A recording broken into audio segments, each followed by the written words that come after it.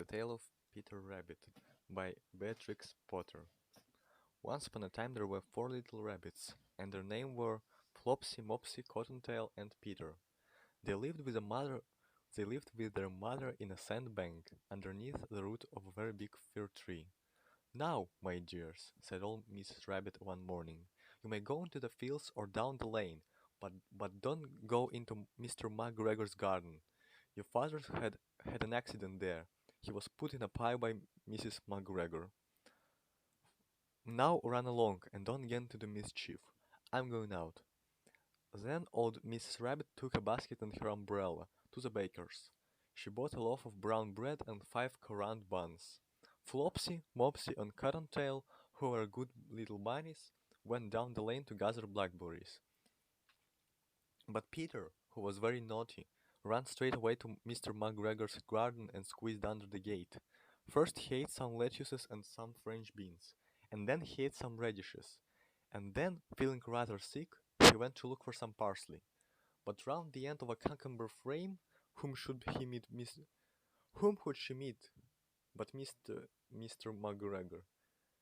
Mr. McGregor was on his hands and knees, planting out young cabbages, but he jumped up and ran after Peter, waving a rake and calling out, "Stop, thief!" Peter was most dreadfully frightened. He rushed all over the garden, for, for he had forgotten the way back to the gate. He lost one of his shoes among the cabbages, and the other shoe amongst the potatoes. After losing them, he ran on four legs and went faster, so that I think he might have got away altogether if he hadn't unfortunately run into a gooseberry net and got caught by the large buttons on his jacket. It was a blue jacket with brass buttons, quite new. Peter gave himself up for lost, and shed big tears, but his sobs were overheard by some friendly sparrows, who flew to him in great excitement, and implored him to exert himself. Mr. McGregor came up with a sieve, which he intended to pop upon the top of Peter, but Peter wriggled out just in time, leaving his jacket behind him, and rushed into the tool shed, and jumped into a can. It would have been a beautiful thing to hide in, if it hadn't had so much water in it. Mr. McGregor was quite sure that Peter was somewhere in the tool shed, perhaps hidden underneath the flower pot. He began to turn them over carefully, looking under each. Presently Peter sneezed. Kerchoo! Mr. McGregor was after him in no time, and tried to put his foot upon Peter, who jumped out of a window, upsetting 3 plants. The window was too small for Mr. McGregor, and he was tired of running after Peter. He went back to his work. Peter sat down to rest. He was out of breath and trembling with fright, and he had not the least idea which way to go. Also he was very damp sitting in that can. After a time he began to wander about, going lippity-lippity, not very fast, and looking all around. He found a door in a wall, but it was locked, and there was no room for a fat little rabbit to squeeze underneath. An old mouse was running in and out over the stone doorstep, carrying peas and beans to her family in the wood. Peter asked her the way to the gate, but she had such a large pea in her mouth that she couldn't answer. She only shook her head at him. Peter began to cry. Then he tried to find his way straight across the garden, but he became more and more puzzled. Presently he came to a pond where Mr. McGregor filled his water cans. A white cat was staring at some goldfish. She sat very, very still, but now and then the tip of her tail twitched as if it were alive.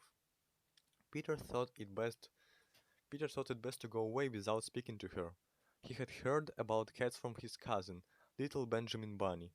He went back towards the tool shed, but suddenly, quite close to him, he heard the nose of a hoe. Screech, scratch, scratch, screech. Peter scuttered underneath the bushes. But presently, as nothing happened, he came out, and climbed upon a wheelbarrow, and peeped over. The first thing he saw was Mr. McGregor's hoeing onions. His back was turned towards Peter, and beyond him was the gate.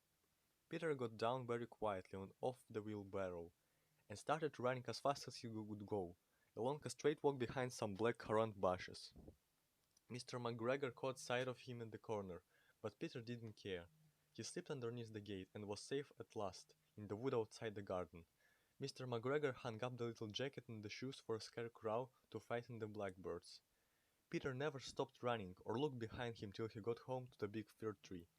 He was so tired that he flopped down upon the nice soft sand on the floor of the rabbit hole and shut his eyes. His mother was busy cooking. She wondered what he had done with his clothes. It was the second little jacket and a pair of shoes that Peter had lost in the fortnight.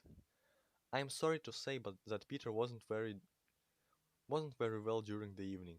His mother put him to bed and made some chamomile tea, and she gave a dose of it to Peter, 1 tablespoonful to be taken at bedtime. But Flopsy, Mopsy, and Cottontail had bread and milk and blackberries for supper.